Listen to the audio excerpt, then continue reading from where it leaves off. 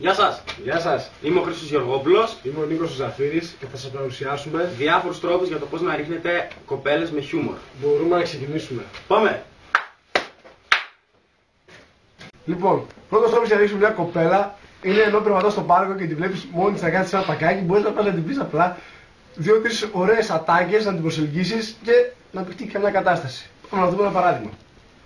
Όχι, πες ρε φίλε, δεν είμαι ο μάστερ του καμακίου. Είσαι, δεν είσαι. Εντάξει, δες τώρα, δες. Έλα. Ναι. Όχι.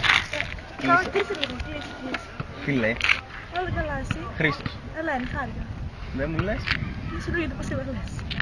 είσαι να παίξουμε βόλεϊ δωματίου. Τι είναι αυτό. Έλα τώρα. Βόλεϊ δωματίου, δεν ξέρεις. Εσύ θα μου τη σηκώνεις και εγώ θα στην καρφώνω. Ναι.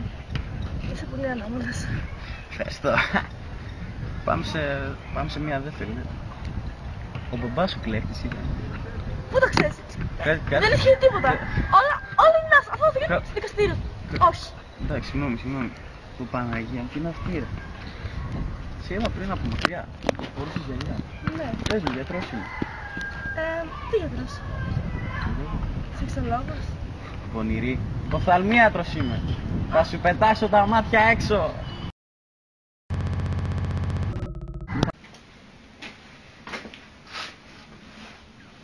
Όπως είδατε στο προηγούμενο βίντεο, ήταν καταπληκτικό, εντάξει, για ένα και μοναδικό λόγο. Επειδή έπαιζα εγώ, αλλά εντάξει. Άλλος ένας τρόπος για να ρίξετε μια κοπέλα είναι να το παίξετε λεφτάδες. Να πάτε εκεί πέρα μπροστά και να λέτε ιστορίες και τέτοια. Πάμε να δούμε άλλο ένα βιντεάκι που θα σας κάνει να το πιστέψετε. Πάμε. Μαράκα, έτσι είναι ρε φίλε. Άστα να πάνε στην κίνηση. Κάτα έτσι. Ω, ρε φίλε, κοίτα. Ω, μαλάκα. Έλα Μάκη. Ναι. Όχι, να τον απολύσεις. Ναι, παίζονται πολλά εκατομμύρια φίλε, δεν θα παίζουμε αυτά τα πράγματα. Ναι, όχι ούτε περικοπές ούτε τίποτα, θα τον απολύσεις. Ναι, έλα ρε μαμά. Ναι, τραχανάστε είπα. Τι μαλάκα. Πάμε να δούμε άλλο έναν τρόπο για να ρίχνουμε κοπέλες. Όπως είναι γνωστό, οι γκόμενες γουστάρουν τα ζωάκια και ιδιαίτερα τα όμορφα σκυλάκια. Οπότε, αν κάποιος είναι τετραπέρατος, θα μπορούσε να το βγάλει στο πάρκο το σκυλάκι του για να δει αν θα έχει αποτέλεσμα. Πάμε να δούμε ένα τέτοιο βιντεάκι. Αχ, τι γλυκούλη. Το ξέρω τι θα πιάνει. Τι είπες. Τίποτα, λέω έχει ξαστεριάσει σήμερα. Μα καλά, είναι μέρα. Δεν πειράζει.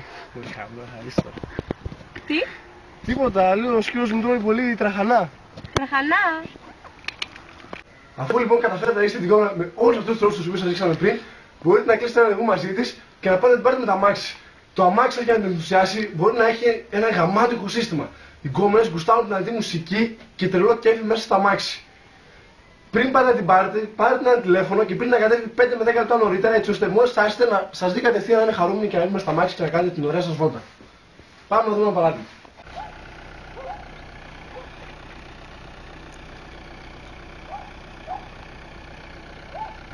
Μα καλά, πού είναι αυτός ο μαύρος, έχει δυσορροπή με να κατέβω.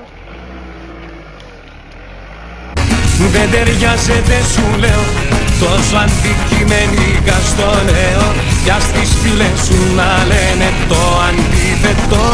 Ξέρεις μάτια μου που μένω, κι όσο δίνεσαι θα περιμένω από αντιδρά. Μην το παίξετε τόσο κάγκουρες και μαθάκι. Πότε το παίρνεις, πότε το τρως, αχ είναι λίγος ο μισθός. Πότε το παίρνεις, πότε το τρως, αχ είναι λίγος ο μισθός.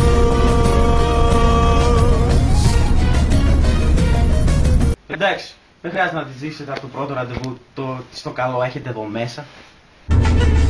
Βρε με λαχρινάκι, με φώτισες φαρμάκι, με φώτισες φαρμάκι, βρε με λαχρινάκι.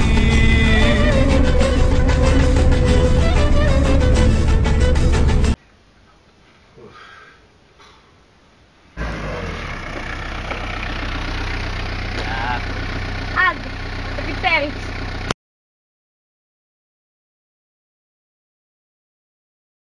Λοιπόν, πρώτος τρόπος για να ανοίξει μια κοπέλα είναι να περπατάει. Τι γελάς. Φλούπερ! Όπως είδαμε, το αμάξι σας για να ενθουσιάσετε την κόρη. Για άρμα.